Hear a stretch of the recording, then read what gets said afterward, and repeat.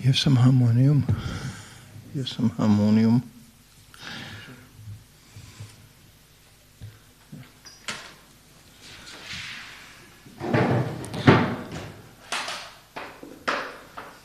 No, it's okay.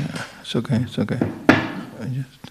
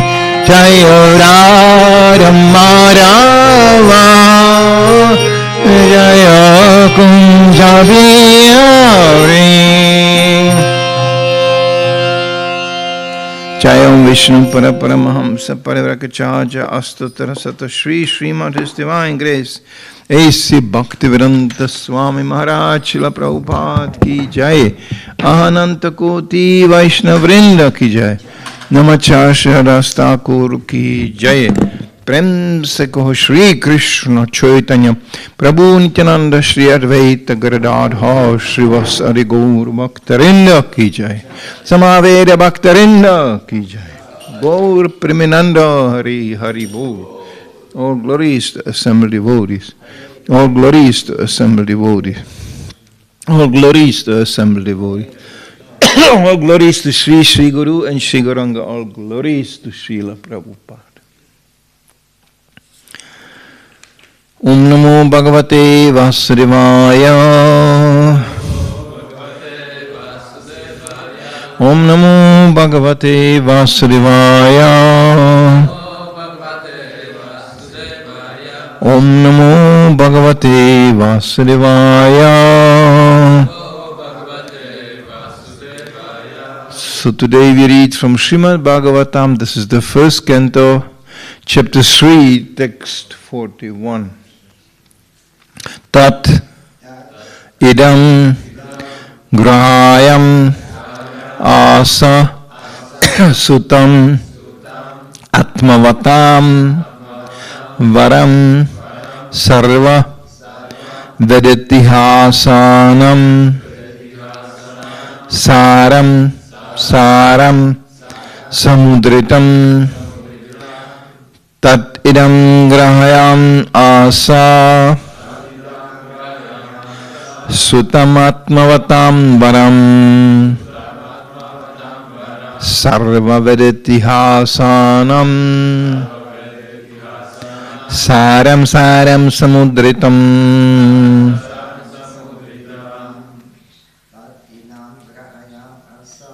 tatidam grahayam asa sutam atmavatam varam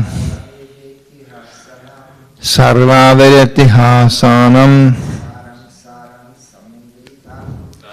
saram samudritam tatidam grahayam asa sutam atmavatam varam sarva vedetihasanam saram samudritam tat that idam this grahayamasa made to accept sutam unto his son atmavatam of the self-realized varam most respectful sarva all Vedic literatures, books of knowledge, itihasanam of all the histories, saram cream, samudritam taken out. The translation, and this is needed. You go. Okay. Translation. Sri Vyasadeva delivered it to his son, who is most respected among the self-realized, after extracting the cream of all Vedic literatures and histories of the universe. Purport by Srila Prabhupada. Men with poor fund of knowledge only accept the history of the world from the time of Buddha, or since 600 years before Christ. And prior to this period, all histories mentioned in the scriptures are calculated by them to be only imaginary stories. That is not a fact. All the stories mentioned in the Puranas and Mahabharata, etc. are actual histories, not only of this planet, but also of millions of other planets within the universe. Sometimes the history of planets beyond this world appears to such men to be unbelievable. But they do not know that different planets are not equal in all respects, and therefore some of the historical facts derived from other planets do not correspond with the experience of this planet. Considering the different situation of different planets and also time and circumstances, there is nothing wonderful in the stories of the Puranas, nor are they imaginary. We should always remember the maxim that one man's food is for another man's poison. We should not therefore reject the stories and histories of the Puranas as imaginary. Great rishis like Vyasa had no business putting some imaginary stories in their literatures.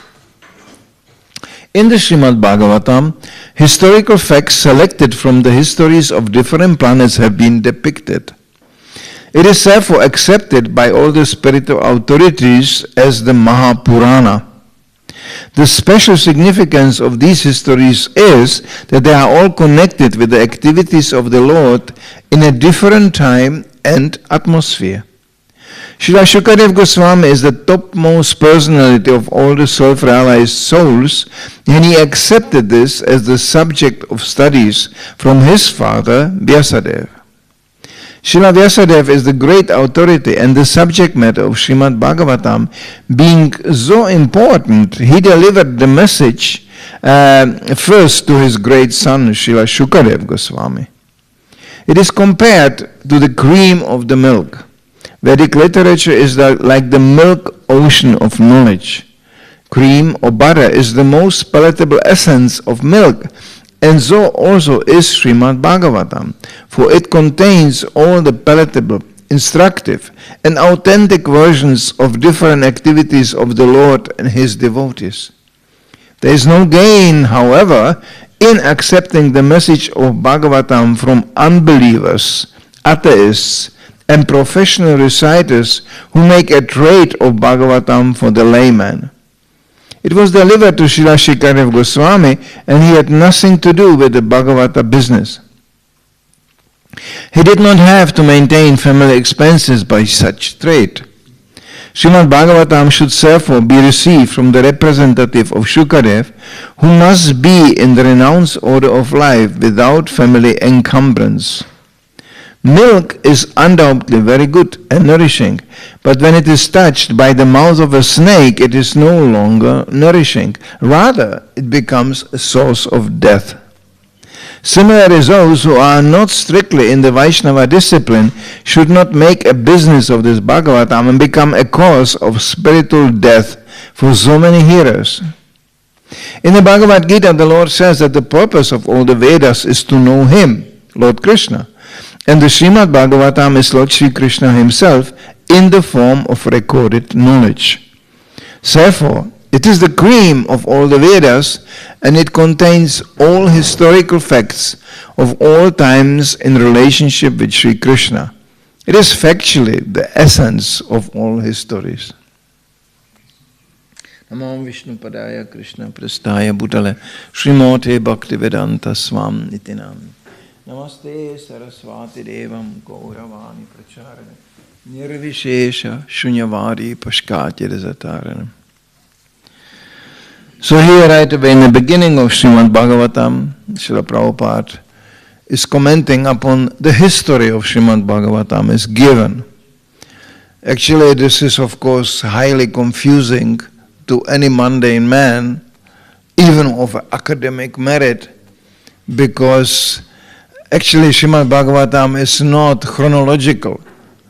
It is not like a history books, where you learn year by year what happened. No.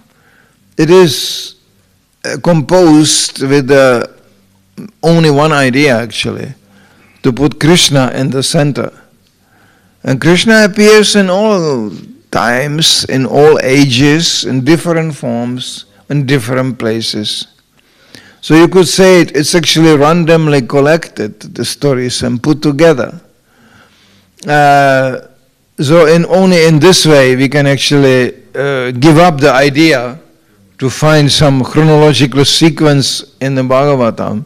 It's not there. It's just stories from here, there, wherever, but they have all one thing in common, all of them, that they are all connected to Krishna. Krishna is the center, one way or another. Prabhupada even comments very humorously. He said, we are not interested in some battlefield, Kurukshetra or whatever. There are so many battlefields, so many battles. Of course, Battle of Kurukshetra was exceptional just from the size and the amount of soldiers being present and soldiers being killed. It's unparalleled. Some puny Second World War, or there's a little conflicts in comparison what happened on Kurukshetra battlefield. It's monstrous. And it's actually mysterious already there, It's so mysterious that some people took it as a symbolic thing. They gave a symbolic meaning to Bhagavad Gita. This is very poisonous. We are not here to worship some symbols, some imaginative symbol is something you can change. Like, I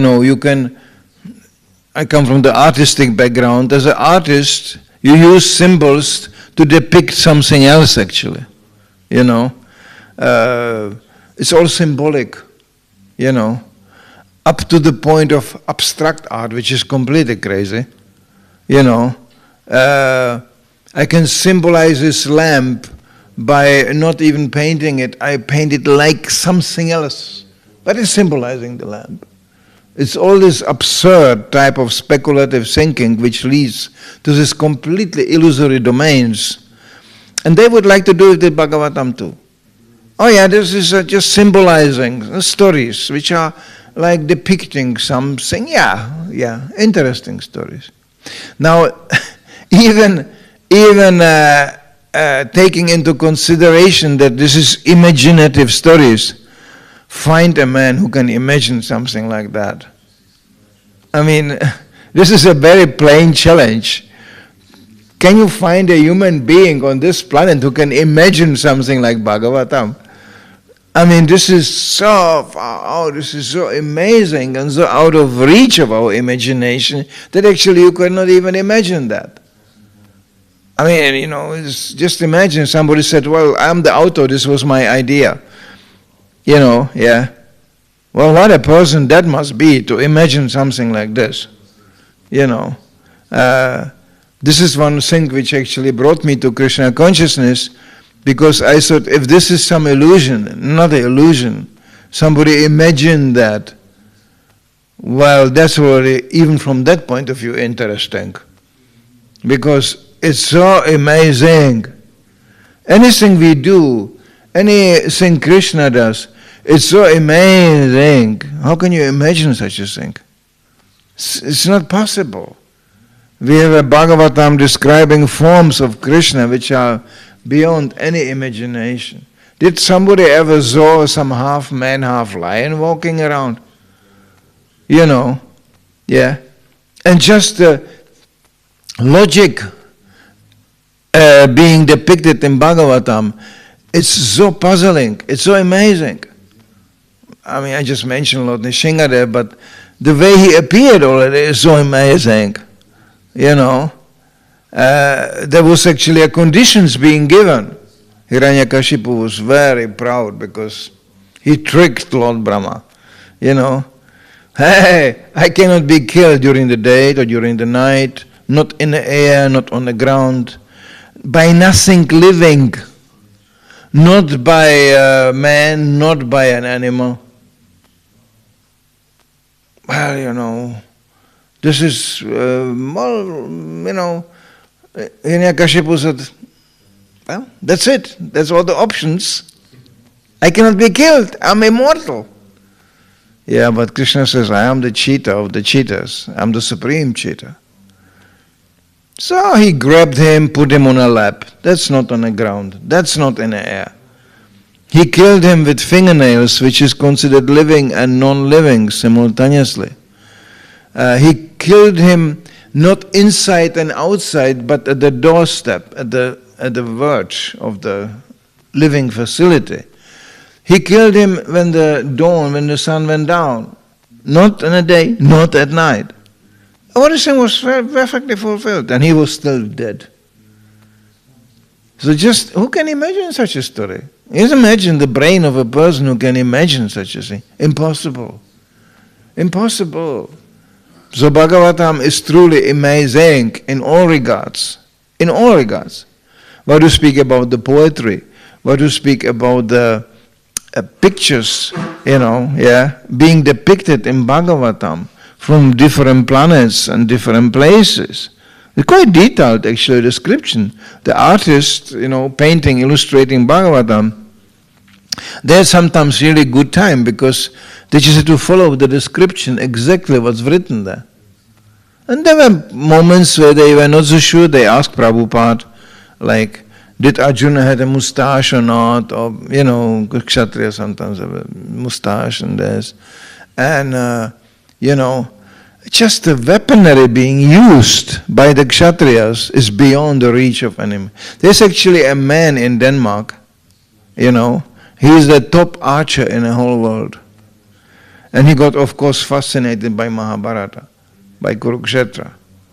Because actually there is, in a big version of Mahabharata, there is quite a detailed description how the archery was used and how what kind of weaponry was used.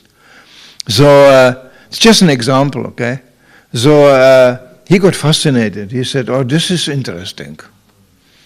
How do you shoot 10 arrows at once? It's an interesting idea. Normal people shoot only one arrow. There's a description of 10 arrows going simultaneously. While riding on a horse, on a chariot, he copied the whole thing. He created exactly copy of the situations depicted in Mahabharata on the battlefield with the archery. And he succeeded. It's just amazing. There's footage of that. You can see it. The man shoots while jumping over from one obstacle to another and shoots simultaneously. Hits targets, He is shooting 3, 4, 5 arrows simultaneously, hitting different targets. He actually was very... There's no need to discuss what the man was in a previous lifetime, Completely addicted to archery. To get to such a perfection, you have to live with the bow day and night. I don't want to go no more in details, but I got once upon a time captured by archery. It was not my fault. It was your BBT manager in Sweden. You don't know it, but he's one of the top archers in Sweden. I don't want to mention the name, but you know probably who I'm talking about. So, and he just got me in Sweden in an archery course. I have an inclination for these things, yes. But I was temple president. I told him I have no time for this kind of jokes. And he said, oh, just few hours, come on. And I entered the place. I saw people standing there. It's a kind of nature's places, with little forest and this, and they have the targets in between. And I met the archers, professional archers. They are completely addicted. Because archery is not, people think, whoa. Well, it requires some strength to pull a really strong bow. There's such a power on that bow you cannot imagine. If you get a professional bow in your hand, it's power. But this is not here. It's in the back. All the archers, their backs like bodybuilders, And the whole day I saw this guy going, poof, poof. I was going, what is the fun in this? Until I got this thing in my hand. Because it's all in the head. It's the excitement to invest your mental power into that arrow. And this is just our little brain with our little mind. These warriors on the battlefield of Kurukshetra, they were mystic yogis actually. They were practicing yoga.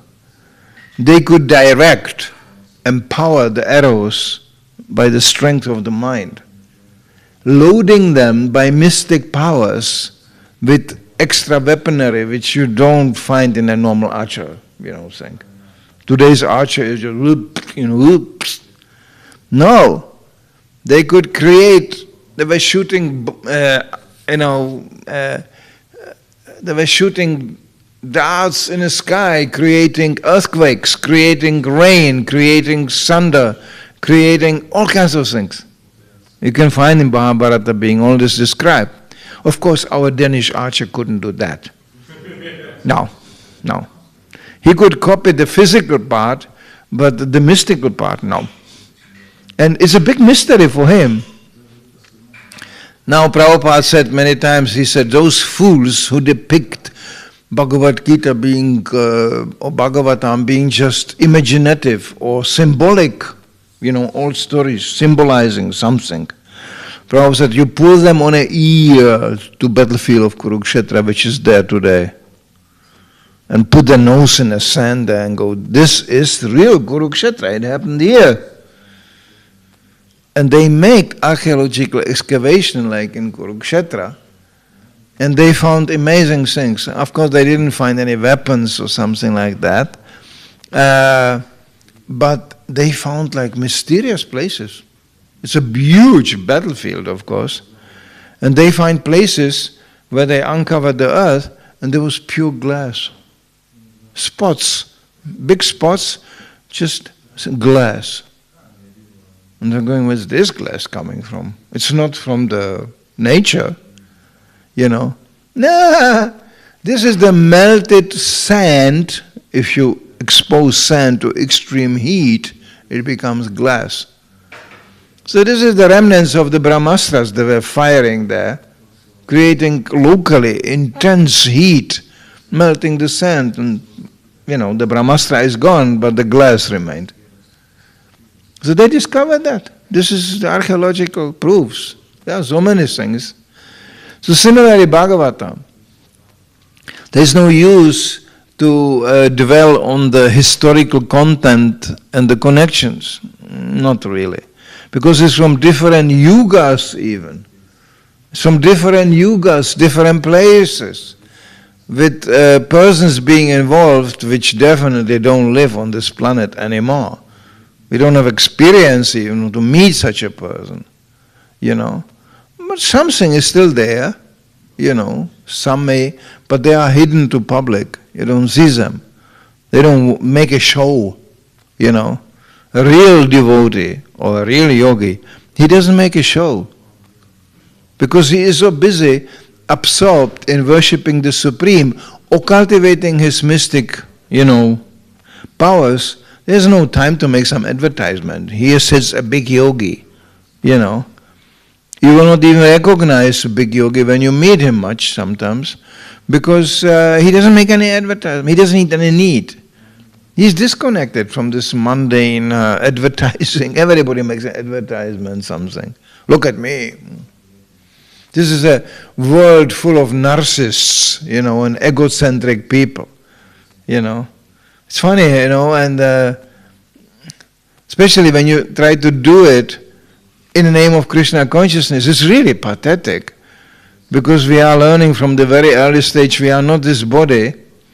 But a narcissist, he is so concerned with the bodily appearance, He must look like that. And then he looks, how does a perfect devotee look like? Oh, he looks like that. Oh, I will look like that. And even, how does he speak like? Oh, I will learn to speak like that. Our vocabulary is quite different from the mundane vocabulary. Even when you read Bhagavatam, you find words which people normally don't use. You have to become purified. Purified what? Washing my hands or what? They don't even understand the deeper meaning of purification. Translators in the early stage, they had big problems with this. Because they couldn't even find in the dictionaries the proper translation to that word. How do you translate something you never used and you don't find any dictionary for that? I remember the first version of a Czech Bhagavad Gita. It was translated in Sweden actually by a godbrother of mine who was coming from Czech, but he kind of escaped to Sweden during the communistic days. He managed, and then he became a devotee, and then he was the first one who translated Czech Bhagavad Gita. But he was not very academically educated or something like that. Many Prabhupada's initial translations are like that. Prabhupada said that. He said, just find somebody who speaks the language and he should translate. Prabhupada didn't pay any attention to some academic merit or something. He was so pushing these books. He said, it's an emergency. And in emergency, when the house is on fire, who cares what kind of language the fire brigade men are speaking? People are just happy the fire brigade is coming, So that's actually was his mood. And he said, in a later editions, we can improve. But the books has to come out. You cannot imagine the marathon when Chaitanya Charitamrita got published. And what a book that is. And nobody knew Bengali. No, nobody. And Prabhupada was he was always ahead with the dictaphone, translating, commenting, and the editors and everybody was behind like this. Chaitanya Charitamrita was ferocious. He gave even a time limit. He said, that date this book has to be finished. And the Guru said, this is impossible, Prabhupada. This is such a big book. And Prabhupada said, impossible is a word in a fool's dictionary. Uncompromising. The devotees were desperate. I heard just stories from devotees who were involved. It was incredible. It was one huge marathon. Devotees not sleeping, devotees not eating. Even the painters, painting paintings, they painted them in shifts. This is the worst thing you can do to an artist. He's painting a painting, he goes and takes a rest, and then another artist continues. This is the worst you can do to an artist, because this is his painting. No, they were painting in shifts like this. The editors were going crazy. The photographers were traveling through India, photographing the original places where Chaitanya Charitamrita took place. It was all going simultaneously under immense time pressure. And we had good pushers like Hare Krišna, and this was heavy people. They didn't allow you to go to sleep. There will be no sleep. Go, Prabhupada said. And exactly on that date, the first edition of Bhagavad Gita was of Chaitanya Charitamrita was presented to Prabhupada. Prabhupada was pushing because he saw himself also being limited by time. After all, it's a man on the verge of death. Actually that's the advantage of old age. You start to really be careful with the time. Because the idea that you could be dead tomorrow, well, it puts you on some schedule, You are not willing to join some stupid discussion. You are not enthusiastic to join some stupid argument. You know how many people I saw arguing in my lifetime alone, in this short lifetime? Many. You know what happened to them? They're all dead. And the argument too. So after a while you become a little bit like, okay, here we go again, okay. People act like they have so much time. No, the time is clicking. Today in the morning we will never get it back, it's gone, that? Never, ever you can turn the clock back, impossible. And they have it as evidence, they carry it around on a hand and they go tick-tock, tick-tock, tick-tock, tick-tock. They don't know, this is a countdown. This is a countdown and one day, tick-tock, finished, out, gone. So we are, Prabhupada was very keen on timing. Don't waste time with some blah, blah, blah, and some, I think today I feel the sun is coming up. Well, what do you feel? The feeling, we all have feelings, it's natural, but it will change. We have to become happy. Why am I not happy? Well, maybe you should eat, then you become more happy. That's how quickly the feeling changes. The man is agitated, but actually he's hungry, that's all. When he eats, he's okay. No argument. I don't want to go further and become more graphic, but did you ever saw how quickly people access toilet? Sometimes very quickly. They are very nervous. And did you see how they look when they come out? Quite okay. That's feeling, right? 1 minute this feeling, next feeling, I'm happy.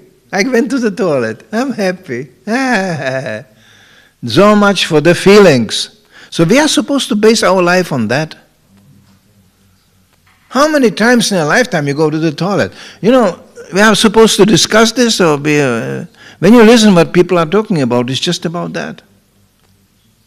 How do you eat?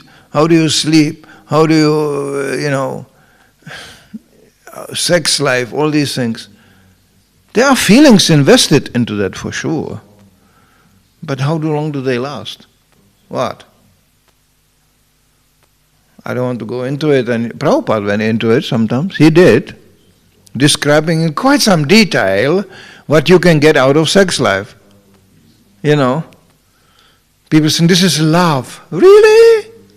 Really? Love, sex life, love. I can give you the real meaning of sex life. In a material sense, what they do. The woman parks the man, power. By sex life, the woman becomes powerful. She knows, I don't want him to leave. How do you get him to stay? By sex life. And the man, very simple machines. It's upload, download, upload, download, upload, download. Just simple as that. Pressure, release, pressure, release, pressure, release. And the lady sings, he loves me. No, he just got depressurized, that's all. Now, people may really hate me saying this. Sometimes women there's no women here, it's good. They get upset. What a gross man here. This is much more. This is like walking in another dimension. Are you really? Yes, ladies are very complicated, very. One famous actress in Hollywood, she said, marriage for a woman is like excursion to another dimension. For a man, it's like parking a car in a garage. Not very romantic. Actually, men are like that. No, I'm parked, a good garage here. We have fixed the garage, and so that's nice. We are parked. But women, they go, what? It's just a bunch of concrete here, No, the garage is to be different colors, and flowers, and here, and curtains over there. And, they're very decorative. Very nice garage. And suddenly, and why only one garage, 2 garages, 3 garages, 4 garages? House. Man thinks usually of house, well, I need a place to sleep, yeah? And, what? It's a good house. It's not raining inside. It's good isolated. The heating works. The washing machine is working. Everything is fine here. And the woman goes, what? Did you ever see a woman selecting a bathroom? You know what bathroom is? You wash your hands and you pass stool. That's what you do there inside. But when a woman starts to get into bathroom, it becomes a palace. Did you ever notice how long ladies can be in a bathroom? Long time. I don't know what they do there. Until today, I didn't figure out what they do there. They can be a long time in a bathroom. And they go always together. You didn't notice? There's always a whole group of them in a bathroom. And then they close the door and that's it. You cannot get in. For a man, it's like, bye-bye. Let's go. Eating. We were on another principle of the body. People go to the restaurant and eat. It's like a ceremony. But essentially, man, they are like, for them going to eating is like parking in the gas station. Just fill up the car and go. And they go, good food, yeah. Bang, let's go. Power. Women is just like,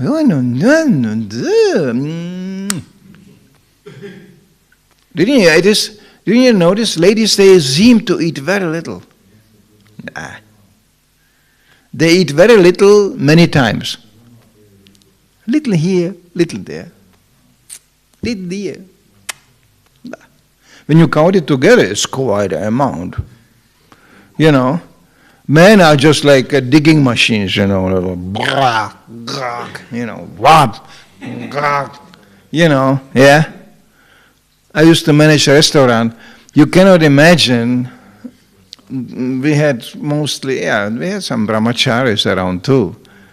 But people in a restaurant, when brahmacharis were going there eating, people stopped eating. They couldn't believe it, how a human being can eat so much at once. Such amounts, and they just go, Hare Krišna. Even ordinary people, they cannot imagine, because if you really want to learn, if you are a young man and you want to learn how to eat a lot, you have to come to the Hare Krišna movement, you know, because the amounts we used to eat nowadays, people don't know how to do that. But I joined, I was 18. For us, every Sunday feast was like a suicidal session. I mean, you cannot imagine how much we ate. Nowadays, when I see devotees eating, it's like, oh, that's very gentle, that's very cultured, you know. We were eating from buckets, not from plates. Every Sunday, I remember us 15 brahmacharis lying on the loft, not being even able to breathe. What the question of chanting? No. We were lying there just, you know. The prasara was coming out of the ears. It was dangerous, actually. And we said, no, I pray to Krishna. Krishna, I don't want to kill myself. I mean, to die on prasaram is not the worst, but I felt real like dying. No, next Sunday I did it again. We were a suicidal crew, you know, just emptying out the pots, you know, unbelievable. But Krishna helped. He gave me so much responsibility and so much service. We went completely to the other extreme. We had no time to eat. There was no time to eat. There was so much to do that eating became like, okay, yeah, sure, prasaram, ki jaya, but there was no time really. That actually was, you know, and then we went to the other extreme. I don't want to get into that, but it was extreme. You know, no cooking, nothing, you know, just, we were living in these vans just like yogis, really, you know. You go out in the winter, you eat a frozen apple, frozen yogurt and some peanuts. That's it. Then you go out, you know. I mean, it's amazing what you can do with this body, actually. It's amazing. This body is an amazing instrument. We were really mistreating the body really good. You know, and because we want to die, you know, on Sankirtan. That was the idea. The problem is that we didn't die. We got sick. We got damaged. But you don't die so easily if Krishna doesn't want you to die. This is not under our control. So ultimately we have to balance out our lives and become like a little bit more mature and a little bit more. But Krishna himself said in the Bhagavad Gita, who is actually considerate in the amount of eating, sleeping, and this is actually a real yogi, not some extreme person going in this extreme and that extreme. No, you balance, you do the needful and move on. This is not so easy to find, you know, because our senses are likely to get out of control. So to regulate life, but it comes naturally if somebody is sincere in Krishna consciousness, you know. So this is, Krishna consciousness is the most natural, Prabhupada would call it even healthy lifestyle. You balance out according to your individual constitution, you according to your needs, because you just want to keep on doing service. And whatever is favorable you accept, whatever is not favorable you reject. That's automatic regulation. So, back to Bhagavatam, it is such an amazing scripture. I mean, where do you find a book which you can tear out one page from the book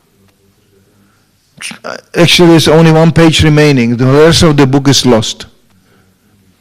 And with that page, by reading just this one page, you can save millions of lifetimes, lives, just by reading one shloka, one page. That's how powerful that book is. If Prabhupada would publish only one page with one purport, that would be okay. We could distribute it.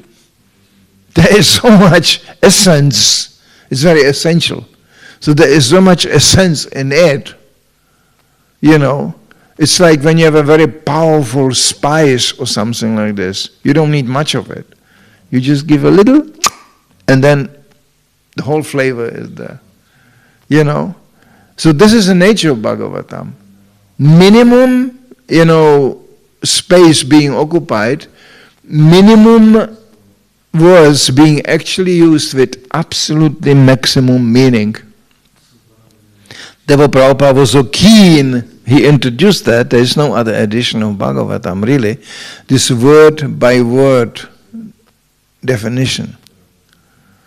It's actually very demanding for people. They buy a book on the street and they open a book and they go, what is this? One man came back and he said, what is it? Is this Chinese or what? Because first you get the Sanskrit, which you don't understand one thing. Then it's translated in Latin, which you also don't understand one thing. And then it's word by word. Oh, now you start to understand something. But still it doesn't make sense together when you take it word by word. Oh, and finally comes the translation. Aha, so now you start to understand what is actually meant to be said. But still, it's connected to some other shloka which you didn't read before, It's very demanding to read a book like this. And then comes a purport of vocabulary you never heard before. Like I come back to our Czech Bhagavad Gita. The first edition of Bhagavad Gita, Czech is and I think Slovenian, also Slavian languages are very colorful languages. It copies the consciousness of the people, Germanic languages are more informative and reduced almost to nothing. That's why you go to Scandinavia. Even actually, I know Old Norwegian language. It sounds wonderful. It's almost like singing. In Norwegian, normal sentence, you speak a sentence and you go down with the voice. Today it's warm day. Yeah? Yeah? That's usually how you end sentence. Period. Now, in Norwegian, I was now very simply express that. They go, today is wonderful day. You think, what was that? They always end up, it's like, actually the national deity in Norway isn't trolls from the forest. This little green man walking in a forest. They have a whole mythology about that. There's a little people walking they live in a forest. And they look very ugly, but they are good ones and they are bad ones. They have a whole philosophy around that. So the first thing when you come to Norway, they are selling in a souvenir shop these deities of these trolls. The big nose and, a little head. This is like the national hero. So this language is a little bit like that. It's like forest children language, the old one. The later version, this is much more functionalistic. This is modern. They go, Mr. President, Swedish, same thing. But Swedish is not as singing as Norwegian. It's funny. And then you have the Finnish, that's a completely another brand of language. Just acoustically, because these people don't come from Scandinavia actually. They come somewhere from Bulgaria, that direction. They settled down in Finland. And they have a language like, it's almost Japanese. They go, hello, you know, you think, he's barking, he's not speaking. They're extremely fighting people. I was on Sankirtan in Helsinki, and then I met a man, and he could speak some English. They don't speak nowadays. The young people, they all speak, but in the previous days, the old people, they don't speak much. But he could speak reasonable English, so he was saying, okay. On Sankirtan, you go in Helsinki, you go, hello, and they go, okay. It's like military, the whole thing. And you go like, well, okay, here we go, Sankirtan ki jai. I don't care, I can copy any kind of language, yeah. Books are distributed, but in a very different way, in different countries, Yeah, in Germany they go, I have no time, I'm working, I have no time. So how do you distribute books in Germany? I have no time, take it, quickly. Hey, you have money, give it. 3 minutes, the book is out. This is German Sankirtan. Wouldn't work in Czech at all. Forget it. They were saying, you are mad. Before you distribute book in Czech to somebody, you know that his wife called him an idiot in the morning, his dog ran away, and he has a dysentery. You will get all this along with the book distribution, because they have to talk. And if you want to have it really funny, you must make some joke. You can go to people and you go, hello, do you know how to read? And they go, come on, of course. Well, then you can take the book. Everybody knows it's bizarre, but they like it. This is bizarre, isn't it? This is sick jokes. They love it. And when you go in a countryside, you talk, and people you must talk, and it takes time. It's annoying. You must listen how the wife is agitated, and he is that, and you must listen to all the stories, and then they feel nice, they feel emotionally comfortable, and they will take a book, no problem. They like to read, actually. Czechs are very fierce readers. You go in subway in Prague, subway. Every third person is standing in a subway, going to work, reading a book. They are reading all the time. It's amazing, actually. Still exists such a place. They are all reading. Everybody reads some book. So it's quite easy to go with the books around like this. You can read another book. Yeah, why not? People are very fond of books. So this is nice. So this is just one country, I can give you so many examples of different, I used to we tried to distribute books in India in the early days. That was really funny. Bhagavad Gita, and they go, and then they go. And they take the book, they put it on a hat like this, and they give it back to you because hardly anybody could read at that time. They were all illiterate. That was a big problem.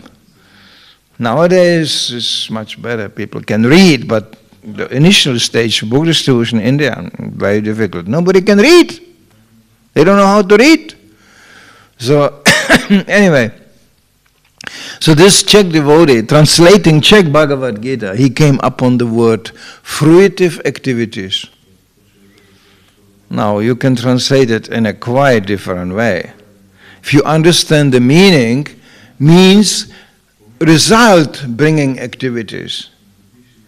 No, he translated in a Czech really as it is. Fruitive activities. Ovoce, I don't know the Slovenian thing, but in Czech it's a ovoce přinášející činnosti. Now, anybody reading that will automatically think about apples, grapes, bananas or whatever. That's what it means, actually. That's in the Czech Bhagavad Gita, the first edition.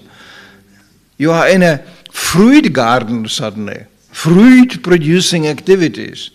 It's like Of course, when you just adjust it a little bit to the real meaning, result-bringing activities, or, then it sounds immediately logical and normal. But people always like, fruit? Fruit? I'm getting hungry here. What is this? That's because you don't know what you are translating. And there are actually quite few examples of that in the initial translations of Prabhupada's books. Goraksha is another one. Yeah. In the first English Bhagavad Gita, you find the cow herding activities. Cow herding is the function of the Vaishyas. No, it's cow protection, not cow herding. One devotee, oh my God, I remember that BTG issue, I don't think you will find it anymore, but there was a Back to Godhead magazine with an article where the writer drew parallel studies of the cowherd boys in Vrindavan and the cowherd boys in America, indicating that the cowboys were also actually some kind of cowherd boys. Prabhupada wrote it, he flipped out. He was really furious. He said, who wrote this? Cowherd boys in Vrindavan, well, they are protecting cows, and cowherd boys in America, they are killing cows. How can somebody dare even to mention it in a context? So the writer was dismissed, and he never wrote anything again. So this is when you think more and more in a mundane way.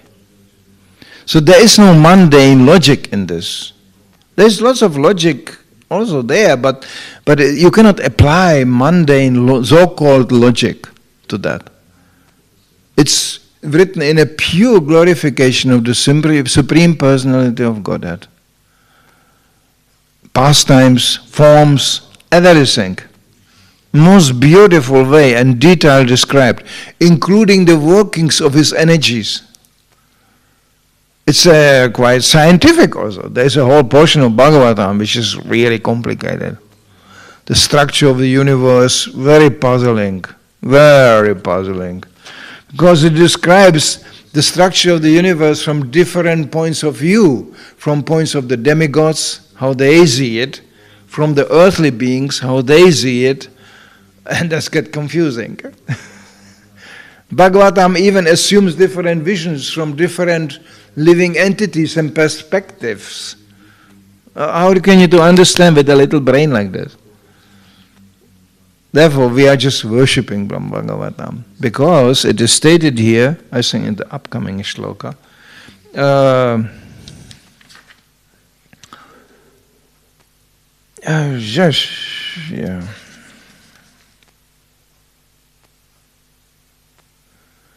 Yeah, actually in the purpose, in the upcoming shlokas, Prabhupada makes very similar here.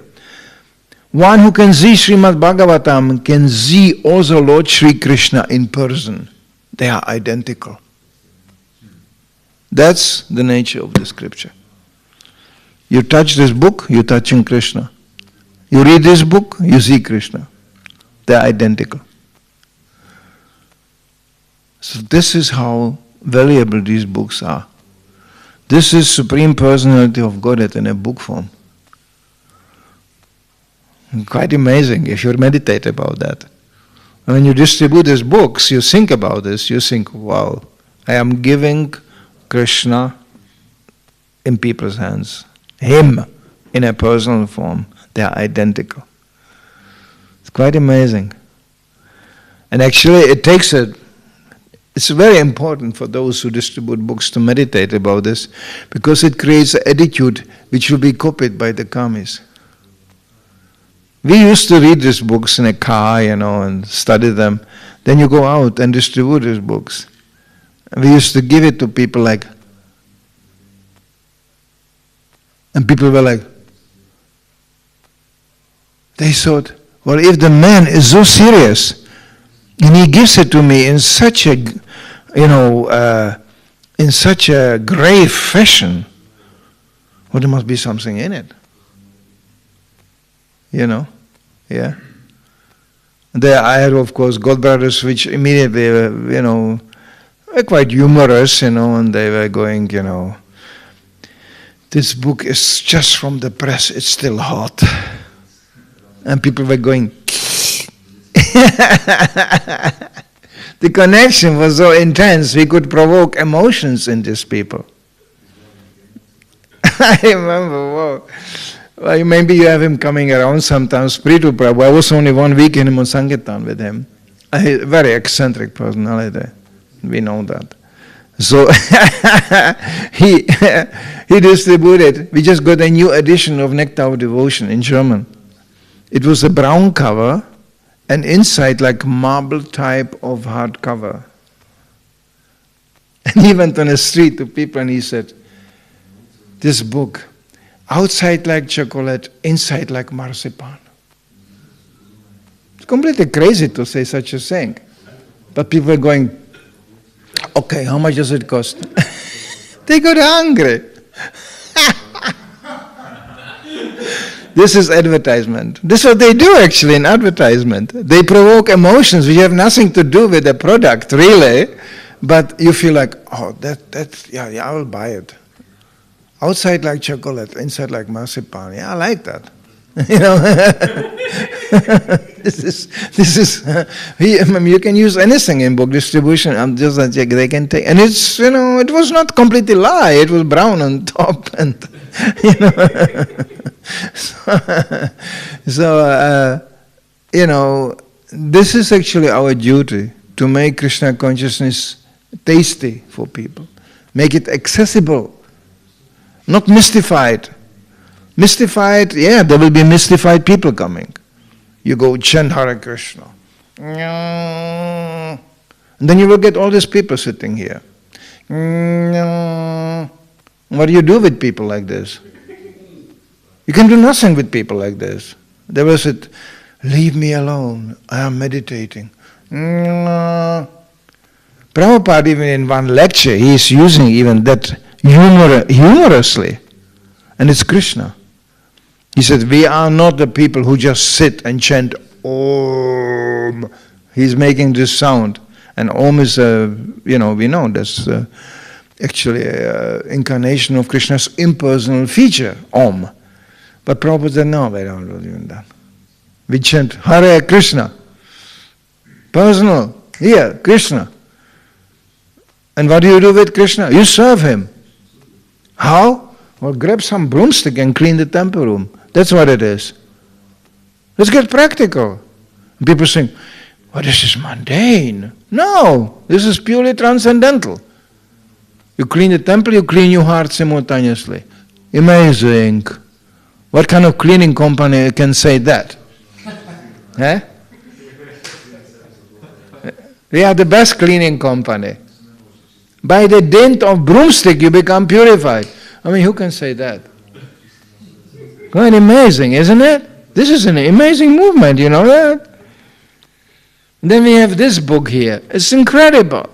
Every shloka, every word, it's just incredible. It's so incredible that actually we cannot even understand that sometimes. We go, wow. But that's the achintya. Achintya means it cannot be ultimately understood by mundane senses, mundane mind, and mundane imagination. No. So we have to simply accept and worship. It's not a blind faith. It's very logical. To understand that I have no brain is a logical consideration. Yes, it's very logical because I don't have a brain. It's not only logical, it's true. It's truthful. We are truthful people. We're saying, no, yeah, me no brain, you no brain, just worshipping here. That's actually what we do. People saying, oh, this is really crazy. This is blind faith. He said, really? Well, look at your life. It's full of blind faith. Why are you worshipping Christmas? Who invented that joke? And how do you know who you are anyway? It's only illusions, designations imposed upon us. And you do very faithfully. How was the Christmas? You know, do you celebrate Christmas? Me celebrating, you celebrate. Who invented that kind of funny thing? Jesus didn't say anything about Christmas.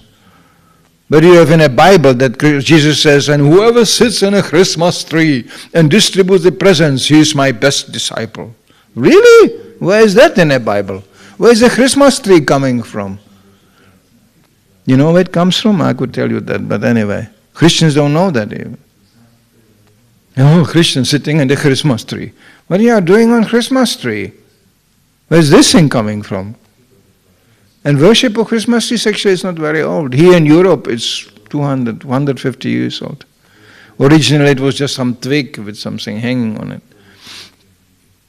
A Christmas tree. Oh, everything, whole city is full of Christmas tree. That's called blind worship, yeah. At least we can explain. We can explain who we are worshipping here. They cannot explain why they are worshipping Christmas tree. I don't know. And material life is full of this. So, as unbelievably amazing our literature is, it is ultimately possible to grasp the essence of Krishna consciousness by mere logic. Yes? There's some questions or points to this, because it's late, yeah. You mentioned how do you distribute to different countries. How do you distribute in Slovenia or Croatia? How you distribute? How do you distribute books in Slovenia or in Croatia? Because you mentioned how you do it in Germany. Slovenia is the soft part. Croatia is more the edgy part. Depends also Croatia, you know. There's ocean Croatians, there's mountain Croatians. Quite different people. The coast ocean Croatians, they are almost like Italians. It used to be Italy for, you know. They are all like,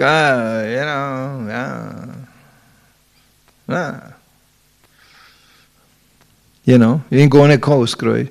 So you have to be a little bit like that. But they are for sure not very philosophical, no. And they are not big book readers, like the Czechs, no. So, basically, it's no need to discriminate or analyze too much. You just go, and whoever holds the book, and maybe he will take it. But in Croatia, you have to be more firm. They accept resistance. Are you man? Come on, some challenge has to be there. Yeah. So you have to be a little bit like, hello.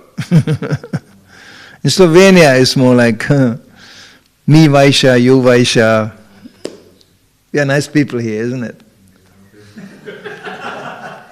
Me selling, you selling, me buying, you buying. That's the essence of Slovenia, yeah.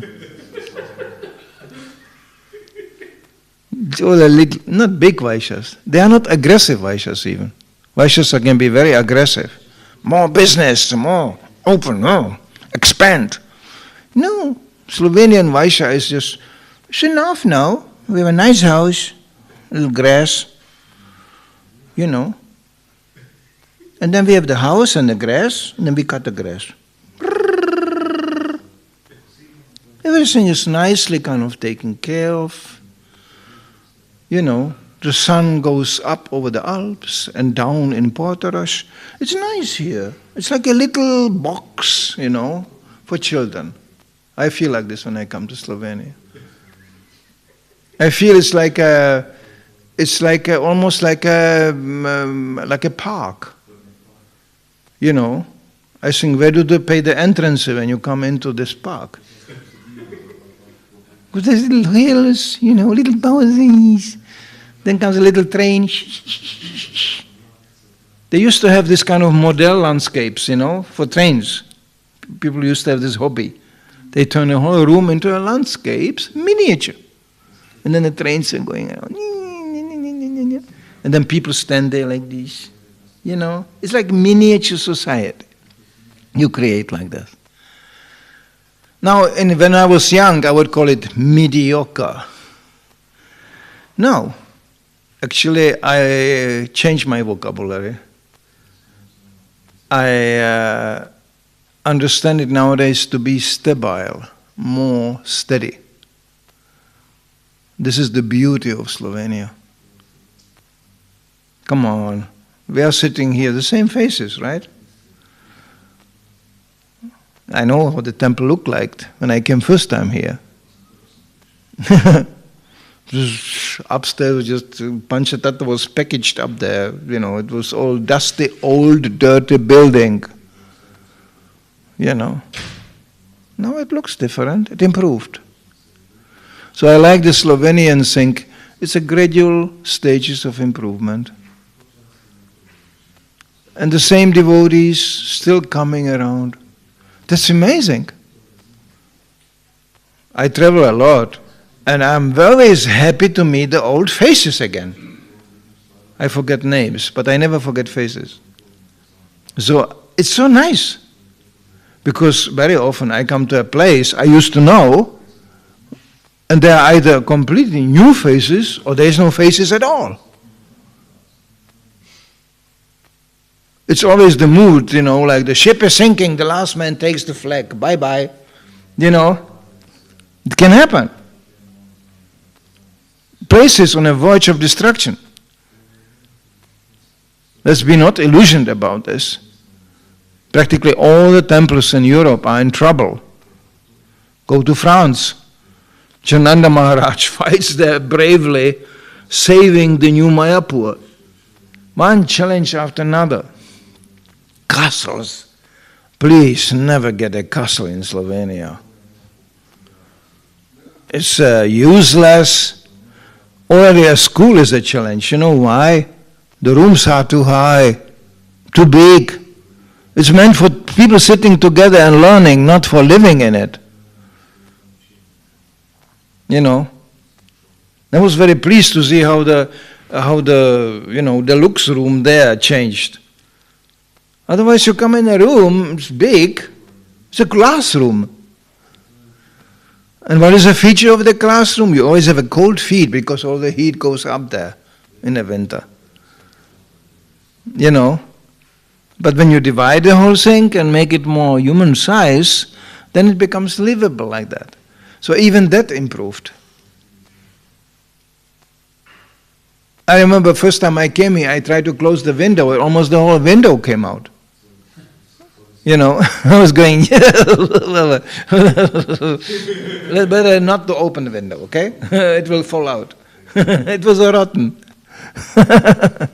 So so I really love this Slovenian thing, because it's not very spectacular, gradual improvement, and more improvement, and steady. You know, there's no sign of creation, destruction. No, it's a kind of maintenance mood here. In the whole country you can see it. I just joked about it. I was in Maribor, and actually I was thinking, now I get myself in trouble, because when you start to depict the local modes, some people feel very unpleasantly touched. No. I say it in a very positive mood. And actually everybody had a good laugh, because I described the Slovenian mediocrity. And I described how much I like it. It's a small place. If somebody is yelling something in Maribor, you will get to know it in Ljubljana. I mean, come on, it's 2.5 million people in a country. That's in other countries one city. But it's nice. Because it got the Slavian type of more personal approach with the Austrian type of management behind. We may not even know it, but it's a kind of blend here. You are at the verge where these two modes. In Austria, I definitely get myself in trouble. It doesn't take long to remember that Hitler was born in Austria. It's really... You distribute books in Vienna or in Salzburg. Good luck. They are so cynical and they are so arrogant, these people, that to get in there, not easy. Especially the Vienna type. They are like, book? Why book? Me, book, you, it's all the same and one. Let's get some drink. Finished. Completely cynical, superficial, arrogant people. Most of them. And there are always exceptions, of course. But I'm speaking now about the major thing. Salzburg, they always think we are the cream of the culture. Mozart was here. Oh. Puffed up like anything. But in Slovenia, it's like, well, yo, book, okay. How much? Well, that's okay. It's quite cheap, okay. It's simple. Or Slovenian Padayatra, we went out there in the countryside. Oh, that was beautiful. When you go into the countryside in Slovenia, and these people come out of these houses on the mountain there, these little houses. I remember we passed by, this one Padayatra was just really going through a countryside like this. And I remember this lady and devotees running around, knocking on people's doors, giving them prasadam or a book. I remember this old lady coming out of that house. When she saw this bulls marching, with the sink, she started to cry. Because for her, it was like, they are back again, the bulls. I remember that on her childhood. And devotees gave her garland and gave her prasadam, and she was like, why, amazing people coming here to my lonely house in the mountains. You know that in Slovenia there was a Sankirtan party in motorbikes here? It was the only place I knew. Because they were going to all these farms, Because in Slovenia you have to reach all the places. You need a bike for that or something like that. It's quite here a little bit, there a little bit, it's all the valleys and hills. And people were amazed. And I asked devotees, is it worth of it to sit on a bike and you drive to the farm there and then you knock on a door? They said, oh, it's great. People are so amazed. You came on a bike to them. Nobody goes away because they're already at home, So they are so amazed. And out of that amazement, they're already taking books.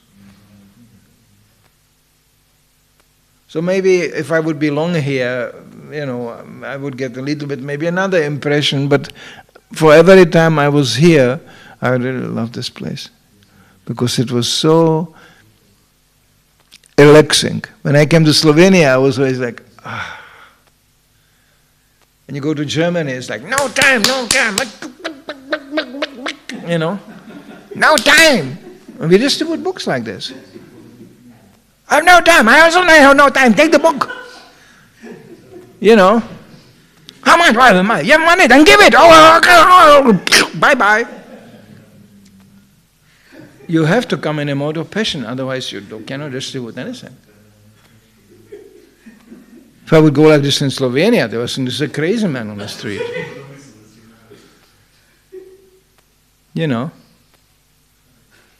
What is called, epilepsy in Slovenia, that's called lifestyle in Germany.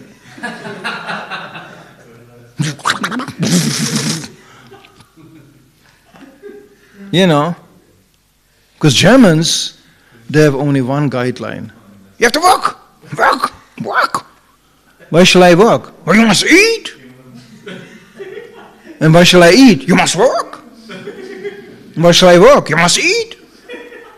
And that's it? Yeah, that's it. Then they die. Heart attack. Oh. When Germans become pensioners or they go on holiday, it's like hell for them. Because there's no work. Then they sit somewhere in Italy, I saw them in Milano, German tourists, it's really far out. They sit there and they go, why is nobody working here? Because Italian people, they take it very easy with the work. They go, cappuccino, espresso, vino tinto. And the Germans are like, what a mess, look at this mess here. There's a garbage lying around. And the Italian goes, yeah, it's a garbage, espresso, vino tinto. Oh, garbage, yeah. And that's in North Italy. I traveled that place too. That's Milano, Lombardia, they have the right perfume. All men must have the right perfume. And cappuccino. But when you go to South Italy, you cross Napoli, you go to Sicily, well, that's not anymore about perfumes. It's a very poor place. Everything is broken. Nothing works. You go, I don't have to pay for the highway even. Why? Well, it hardly exists. It's one big hole after another. You drove with a car. And you come to Sicily, you go, oh yeah, that's mafia, yeah, clear, yeah, sure. But amazingly, the most books in Italy are distributed in the south. Because as poor as people are, they're pious. So actually all the marathons are in the South Italy, it's amazing. You go out in Milano, yay. It's like, cappuccino, espresso.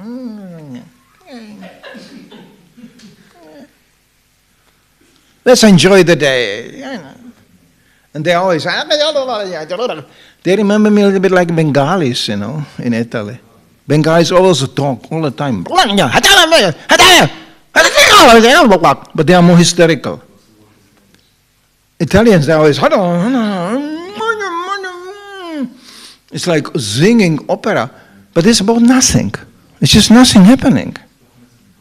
And Bengalis are also just, and they are just saying good morning, that's all. There's nothing going on. You think, oh my God, these people will kill each other here. No, this is the way of conversing. So, it's like every country has something when you go around. And of course, if you want to have a really peace and quiet, you have to go to the north. Yeah, it's just nothing. The meaning of nothing you can discover when you go north. You become nothing. Of course you are something and therefore you suffer. It's unbelievable. They don't know it. People living in a country, they don't even know it. But again, back to Slovenia, I really like it here because it's balanced. It's the more personal, like more Slavian understanding. And one devotee told me just yesterday, he told me that. He said, even devotees very often disagree and they have different opinions, but at least in Slovenia they don't go over it like with the Kalashnikov style, They are all like, yeah, I may not. Then they kind of withdraw themselves. They go, yeah, okay, wish you good luck. Bye-bye. In Croatia, it's just, I said it, Okay, me too, bam, bam, I call Croatians the Kalashnikov people. If they love you, they give you everything. They are so hospitable. It's incredible. But if they hate you, they kill you, yeah. There's not much in between. It's very extreme. And I made it all the way to Sarajevo last year, and that's heavy. That's half Muslim, much Muslim. And that is practically the worst town I ever saw from the karmic point of view. Devotee said, no, the war is over. I said, not for me. When I come to Sarajevo, I can still see the terror and the horror which was taking place in that city. For 1,050 days, they were occupied by the Serbs, It's a valley. They were just shooting into the town day and night. Snipers. You never knew, nobody knew if he survived the day. And people lived there. They preached there. There's one Mataji in Sarajevo, she was just in these days going around. distributing prasadam, distributing books. Heavy place. So much horror, what people can do to each other. To learn that, you have to go to Balkan. There. Slovenia, Mr. Milosevic, he came here to the border, he was going boom, boom. He was going, there is no use. Anyway, half Austrians, these people. And then there was not so much really, so far I know, not much really banging around here. But as soon as you cross the Croatian border, it's still until today you see the burnt out houses and all this. So it's quite good karma actually people have here in Slovenia. Of course, now they are just a little bit occupied. I would call it a colony or Austria. It's another Austrian country to some degree. But they still maintain the things. So therefore you have such a really preaching success here. It's not accidental. But of course, there are wonderful devotees. You are steady and, maintaining, just steady, stubbornly keeping on going. But not so many, really. But those who do that, they are my heroes. It's incredible. I don't want to get too personal here, but thank you for being here and surviving it all. It's amazing. And you can see Krishna is rewarding. I don't know in detail all the temples, but this is probably the best managed temple in Europe. I can say it because I see it on every step. But managed still in a quite personal fashion.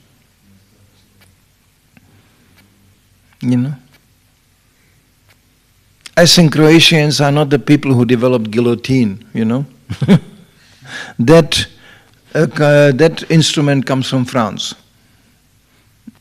French people, they love it. They'll have two things, champagne and guillotine.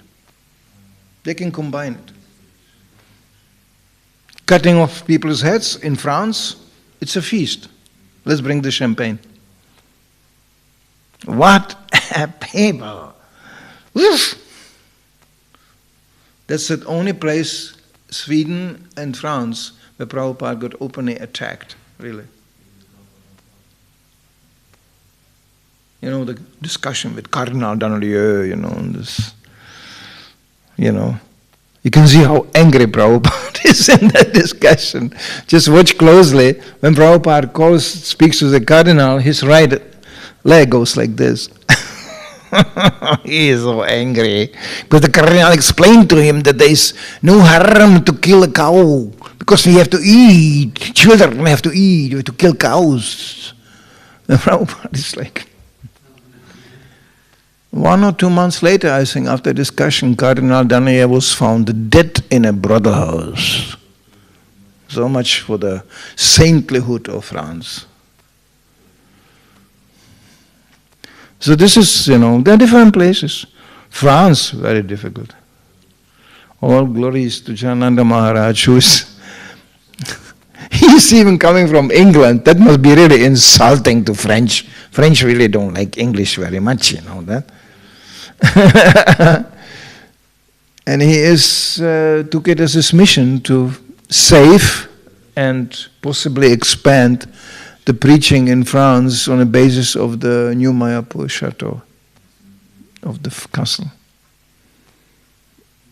And if you know Jananda Maharaj,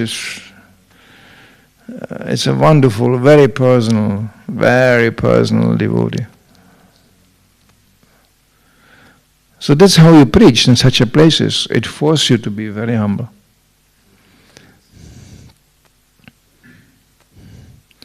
So anyways, there are beautiful devotees around, but anyway, all glories to Slovenia. Thank you that I could visit, and thank you I can be here, because of course I'm a happy man here. You know why? Because I'm not managing anything. I will be gone tomorrow, day after. Wish you good luck. I feel bad about that because you will automatically collect your enemies, you will collect your critics, you will collect everything. Prabhupada had the same thing. He said you can judge the success